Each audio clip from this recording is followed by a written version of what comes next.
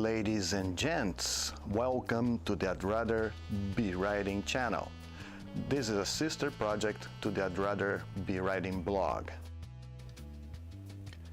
I will publish here videos that match some of the stories covered in my blog, including reviews of my motorcycles, test rides, riding adventures, and motorcycle projects, interspersed with some personal stuff. On this first video, I'll talk about why do I ride, and it will serve as an introduction for this channel. Most everyone understands or has a feeling riding a motorcycle is a fun thing to do. However, as the Why We Ride movie indicated, everyone has their own perspective about what makes riding fun and exciting. Even if we all rode the exact same motorcycle, we would explain why we ride differently. By consequence, there is a very good chance your reason for riding is different than mine. And talk about why I ride will set up a proper context for my posts and videos. I did discuss why I ride on a post in my blog, where I went over points that matter to me about riding. But there's more to it. First thing you'll notice is that most motorcycles I've owned fit under the adventure umbrella type of motorcycles, ranging from sport touring to dirt riding. That on itself is already a clue for what kind of riding I do. Within this theme, however, there is a lot of variation on how, where, and why one rides.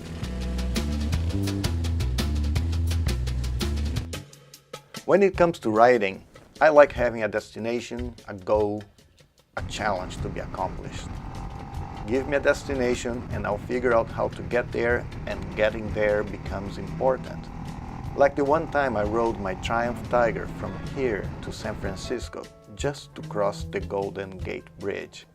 I wanted to ride Highway 101, but what would really make it happen and make it a fun ride was to have a destination. I literally turned around as soon as I crossed the Golden Gate Bridge. I went around the block and crossed it back without stepping out of the motorcycle and started my way back to Oregon. Mission accomplished. Of course, I did take a few detours on the way in and back, like going to the Lost Coast and enjoying the redwood forests. However, the goal on that trip was to get there, cross the bridge, and come back. I've also done several trips from here to Northern California, 500-mile days on my multistrada, to meet riding friends in the California Sierras.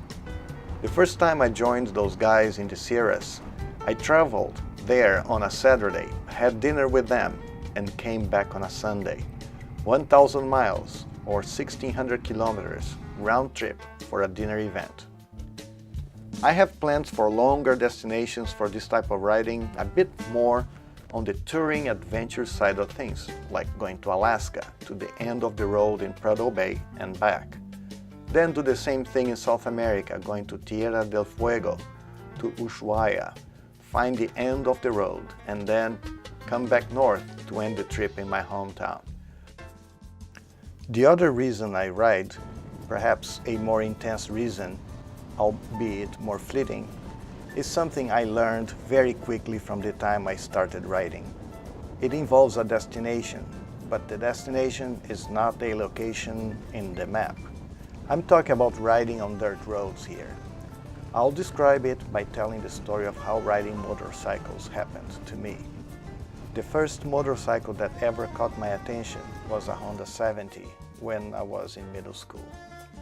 But the first motorcycle I've ever ridden years later was a borrowed Honda CG-125, and I got my motorcycle endorsement on a borrowed Honda CB400. However, the motorcycle I wanted was a Honda XL250. I'm not sure why I wanted that bike, maybe because it was cool, maybe I already knew it represented adventure. But certainly I had not envisioned what would happen if I ever had a chance to ride one. Eventually I got one, and 3 months later I entered an enduro race. Still a complete noob, no experience in off-road riding, no appropriate riding gear. Somehow I just went for it. There were 9 entrants, I finished 30th. Not bad at all. I did struggle some on a mud pit, but other than that, it was all good and I learned how fun single track riding is. Better yet, how fun dirt and gravel riding is. I was hooked. From there, I started to explore more dirt roads on that motorcycle by myself or with my friend and neighbor João Miller, who also had an XL 250. I had found my sweet spot for riding, dirt and gravel roads with sweeping curves. It was all about braking, downshifting, and, well, exaggerating on the throttle through the curve. I'm not very interested on slow, technical riding where you have to ride over obstacles, rocks, and all that kind of thing.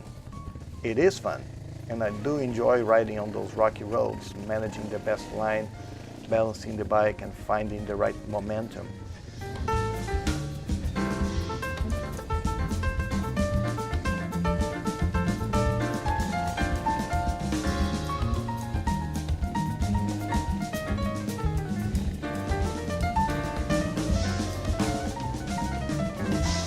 But in my opinion, that is shy of the fun I get when riding on an open gravel road.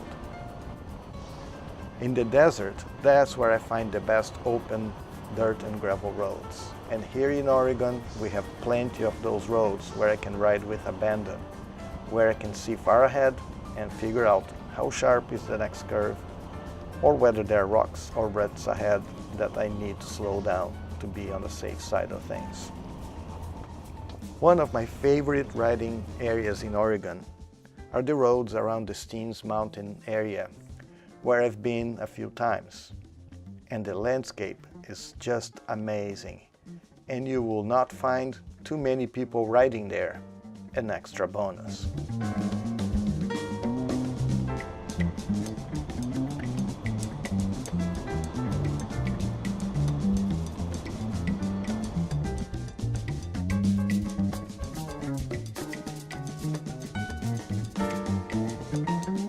Death Valley in California, where I've been a few times, same story.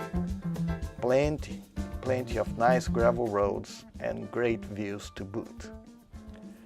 It's not about riding too fast, it is about riding at a pace that requires my full concentration, where the bike is dancing under me, moving around as it momentarily skips traction under moving gravel, rocks, loose dirt, where I can use the throttle just enough to keep the bike settled, and that, my friends, is an awesome feeling. In summary, dirt and gravel roads take me where I want to go. It is a destination after all, but not a geographic destination. Under full concentration, the motorcycle bouncing on rocks, the road talking to me through the pegs, seat, handlebars. The destination, my friends, is a state of mind. I learned that feeling on the first time I rode on dirt on my XL 250, and it never went away. Thank you for watching. If you liked this video, give it a thumbs up, write a comment, ask questions, subscribe.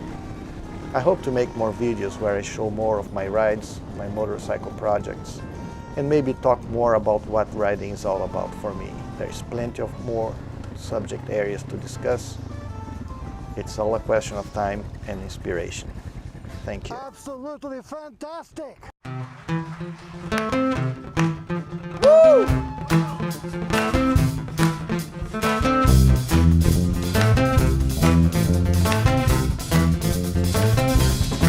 Well, let's sing along, please. The idea is one word, but you take syllables out of it. Bate macumba, hey hey, bate macumba, oba.